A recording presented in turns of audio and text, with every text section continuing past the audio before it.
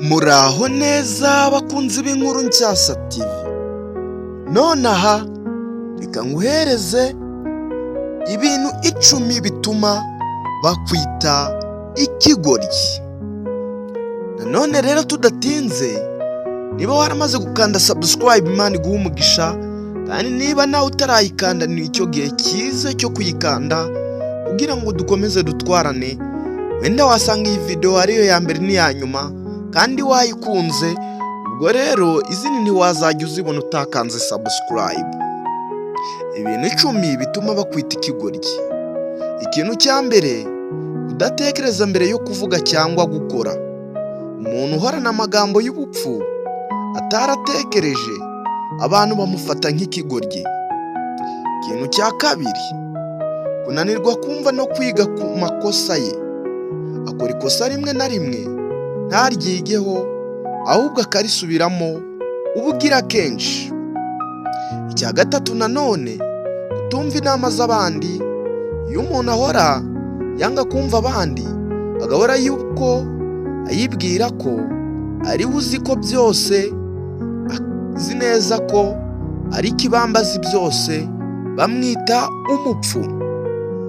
Nanone icya kane, kwiyemera mu bapfapfa cyangwa kwiyemera mu bupfapfa. Umuntu uvuga ko azi byinshi nyamara ntacyo azi, aba arimo kugaragaza ubupfapfa bwe. Icya gatanu, gukunda amagambo menshi adafite umumaro. Kuvuga byinshi, gusetsa nabi no kwiyenza ku bantu bikagaragaza ubwenge buke. Kutamenya nanone igihe n'ahantu ho kuvuga.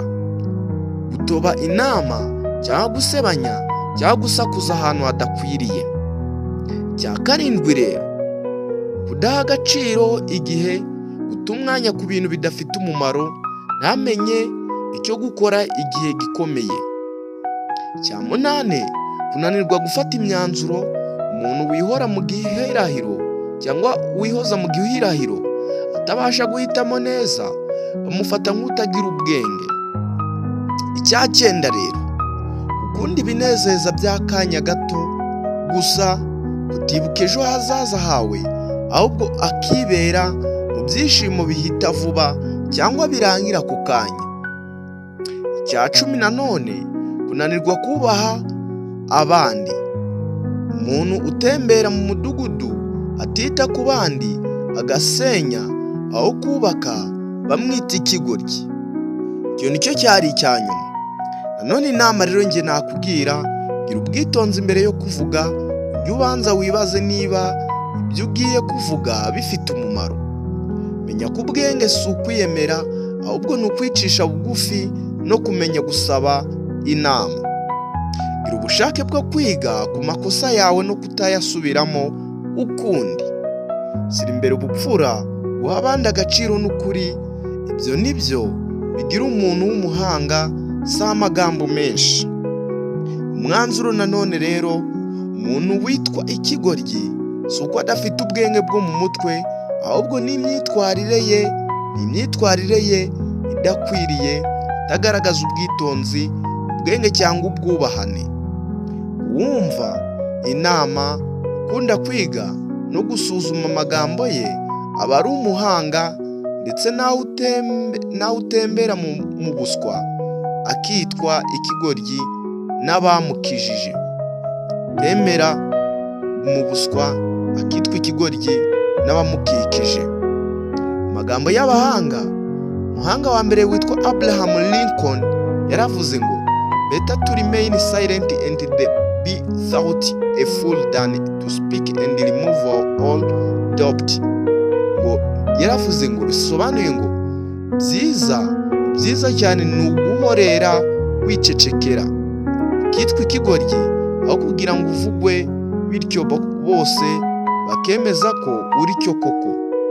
Bishatse kuvuga ngo igihe wicecekeye, abantu ntibamenya kutekereza nabi. Iyo uvugishije ubupfapfa, bose bahita babyemeza.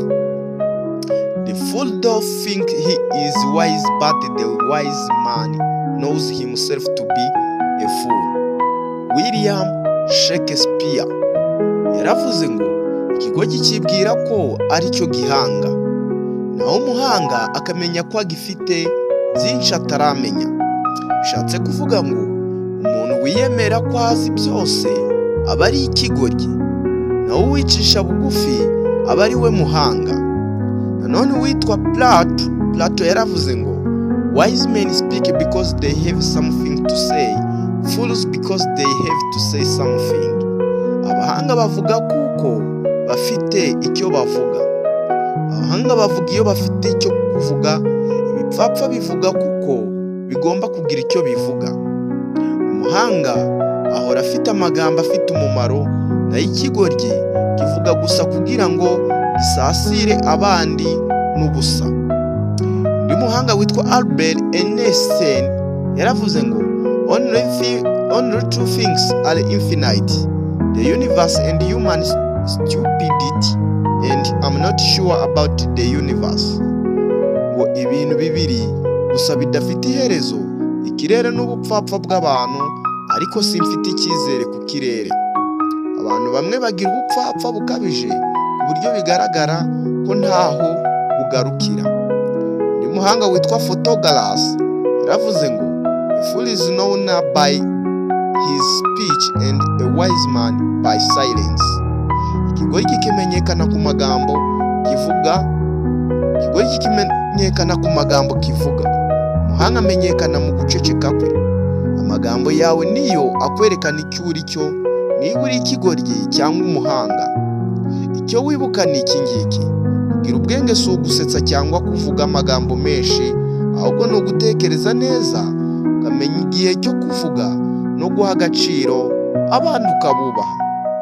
Nanone reka nguhereze inkuru y'ikigoryi cyo mu mudugudu, yiguhereze kugira ngo ikumvishe iyi ngingo cyangwa iki cyegeranyo cyacyo.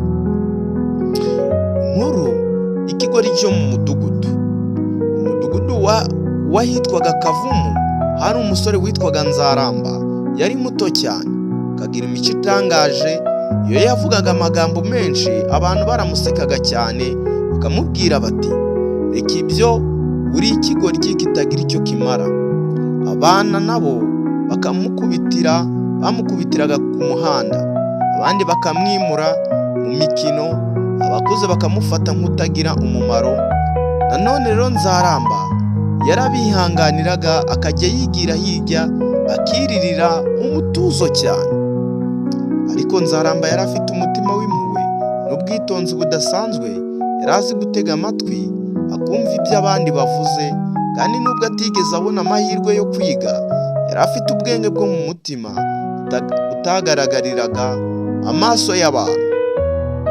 Umunsi umwe mu mudugudu habaye ibiza bikomeye cyane. Umugezi waruzuye, amazi asenya inzu, abaturage baratakamba cyane, abana bararohama, abantu bose barasakuje bariruka. Bamwe bashaka gusimbuka amazi ngo babarokore ababo, abandi batakaza umutwe, bata umutwe cyane. Muri ako kavuyo ni Nzaramba wihutiye kwinjira mu mazi, atitaye ku kuntu bamwitagaho mbere, bamufata nabi. Ibyo ntiyigeze abyitaho. Yakuye abana 3 mu mazi arabarokora. Yafashe umupfakazi n'umwana we bari bagiye kurengerwa, arabasohora. Abantu bose bagumye kwitegereza icyo kigoryi cyabuzwaga agaciro, ariko gitabara ubuzima bwabo. Iyo tariki yabaye nk'ihame. Kuva uwo munsi abantu batangajwe cyane, bavugaga bati uwo twitaga ikigoryi niwe uturokoye. Ese koko twari tuzi uwo ari we? Ariko Nzaramba yigeze akoresha ayo mahirwe ngo yihimure cyangwa ngo yishime, ahubwo yabwiye abaturage amagambo yatumye benshi barira. Nanjye igihe cyose mwanyise ikigoryi naracecetse. Nari nzi ko ndahumakura ku magambo yanyu, ariko menye ko umuntu wese afite umumaro we. Nta muntu Imana yaremye atagira icyo akora cyangwa utagira umumaro. Uba ari ikigoryi ejo ashobora kuba umucunguzi wanyu. Abaturage bose bararize, inka zirabugara, umudugudu wose wuzura agahinda n'isoni. ariko nk'uko isi ari amayobera, nyuma y'icyo gikorwa cy'ubutwari Zaramba yahise aburirwa irengero.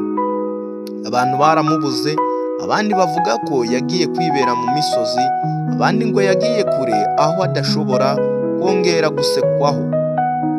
Inama rero nakubwira, ntukigire cyangwa ntukigere uca umuntu intege cyangwa umwita amazina mabi, kuko ejo ashobora kuba igisubizo ku buzima bwawe. Abantu bose bafite umumaro, niyo byatinda kuboneka, abantu bose bafite umumaro. Icyubahiro cyiza ntigituruka ku kuvuga amagambo meza gusa, ahubwo gituruka ku bikorwa. Umwanzuro rero nanone njye nakwihera, uwitwaga ikigoryi yahindutse indwara ikomeye. Ibi bitwigisha ko ubwenge nyakuri buri mu bikorwa, si mu magambo cyangwa mu kubonwa n'amaso. Kugira umutima mwiza n'ubupfura bishobora gukiza imbaga ya bose. Amagambo yavuzwe n'abahanga Robin Williams yaravuze ngo, everyone you meet is fighting a battle you know nothing about. Be kind always. Umuntu uwo ari we wese uhura nawe aba arwana intambara utazi. Nuko rero ujye ugira neza iteka ryose, bityo uzabona feedback nziza cyangwa ingaruka nziza kuri wowe. Nanone Scottish proverb yaravuze ngo, do not judge by appearance, a rich heart may be under a poor coat. Ntukajye ucira urubanza abantu ku isura. Umutima w'ubukungu ushobora kuba mu mwambaro w'ubukene. None icya gatatu, umuhanga witwa Latin proverb yaravuze ngo, he who laughs at others today may be laughed at tomorrow. Uwahaye abandi urwenya uyu munsi ashobora kurwihirwa ejo. Urirangiye iteye amatsiko, Nzaramba yagiye he nyuma yo kuba indwari? Yongeye kugaruka cyangwa yibereye ahantu hihishe? Ndabakunda cyane kandi komeze bandebera cyoroshye. Wamaze gukanda subscribe, like, share na comment kuri YouTube channel yacu. Imana ikumbere umugisha. Cyabagezagaho icyegeranyo ni Fabien, ndetse ugiye gukora subscribe, Imana iguhereze umugisha. Nawe wayikoze ndagushimiye cyane. Ciao.